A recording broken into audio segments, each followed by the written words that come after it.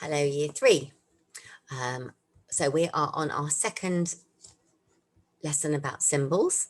And last week, just to remind you, we had a look at some really familiar symbols. So we looked at the McDonald's symbol and the Batman symbol and the recycling symbol and the apple symbol. And we learned that a symbol is a picture that carries often a much greater meaning than, so it's quite a simple picture with a much bigger meaning. And symbols are very important to different religions across the world. So all the different religions have their own symbols. Last week, we had a quick look at some symbols that were particularly important to Christians. So, and I showed you this picture of the road sign, which drivers recognize is a sign which has a symbolic meaning. And that means if you see this sign, you know that you've got to drive really carefully because there are likely to be children crossing. And we looked at some symbols that some objects that are symbolic for Christians, have much bigger stories behind them. And today we're going to be thinking about some symbols that are very important to Jewish people, so in the religion of Judaism. And I've got two on my screen at the moment. It's the same symbol. It's called the Star of David. I put it into two different colours for a reason that I'm going to tell you in a minute. Now, the Star of David is a very, very old symbol that Jewish people have used for a long, long time to mark out businesses or places of worship, or to put on quite often on gravestones to mark where people are buried. And in lots of different ways. And it's called the Star of David. And it's quite a simple one. It's two equilateral triangles. So triangles with the same length sides. And one of them is the right way up and one of them's flipped over. So it makes a six-pointed star. So for hundreds of years, this has been a symbol that Jewish people have used to show their faith.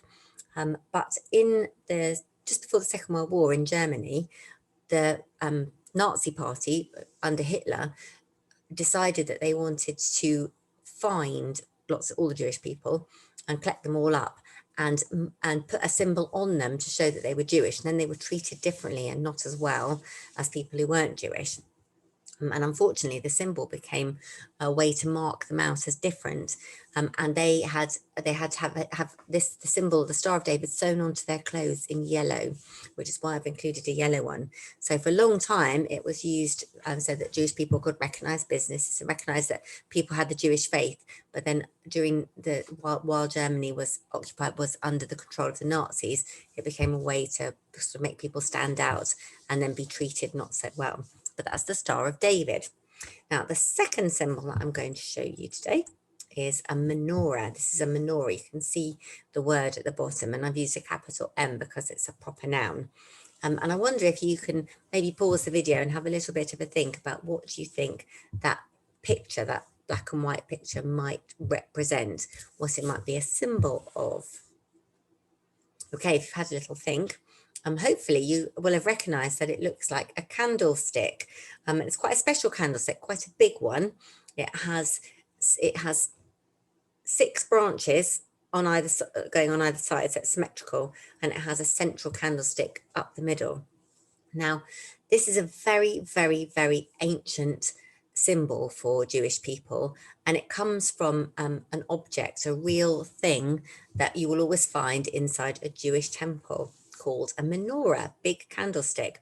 And Jewish people believe that in the Hebrew Bible, that God gave Moses special instructions about how to make this candelabra. He said it had to be all made out of one piece of solid gold. And quite often the central candlestick is a bit taller than all the others, and that in the temple or the tabernacle, the menorah all the candles must be alight all the time in the temple to represent the presence of God. So we learned a bit about candles being used to show the light of God last time. This is quite common to lots of different religious beliefs. So Jewish people believe that their menorah in the temple, it's very important for it to be lit all the time. So all of the branches of the menorah have to be alight. So it had oil in the top, and that was used to keep the lamps alight. And one of the most famous and biggest Jewish festivals is Hanukkah, which is a story about a time when the lights in the temple, there was not enough oil for the lamps to keep the menorah alight. But then a miracle happened, and oil magically, they believe that God provided oil to keep the lamps alight for 7 days until people could come with new supplies. So I've got a picture of an actual menorah for you. There we go. See, it's very beautiful. I wonder if I can move. I don't know if that actually works if I move myself up there. So there is a real one. And you can see it's a very beautiful thing. And it's got the sort of like the 6 branches and then the one up the middle.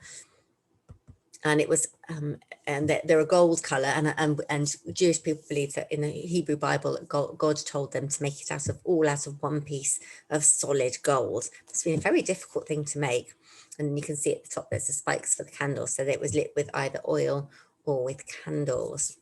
Okay, so what I'd like you to do today is to see if you can, in any way you want to at home, find a piece of paper, see if you can draw or collage or cut out, or in however way you want to, you could build. You could actually make a 3-dimensional one, either a Star of David or a menorah, or both if you're feeling like you've got time and you'd like to do that, and see if you can put their names on them. So label them Star of David and the menorah, and you can check back through my video and play it again to make sure you get the spellings right, and see if you can write a little bit about each one.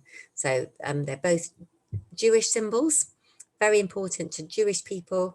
And one of them is a sign that used to be on business. The Star of David, let's go back again to remind ourselves. The Star of David is a sign that's been used for a long time to show places that have significance for Jewish people, like graves or businesses. And it was what people had to wear, what Jews had to wear in World War II, where Hitler made them wear that on their clothes.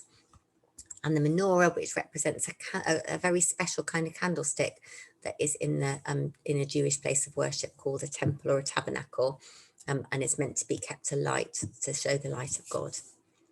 Have fun, and I will see you again next week. Bye-bye, you three.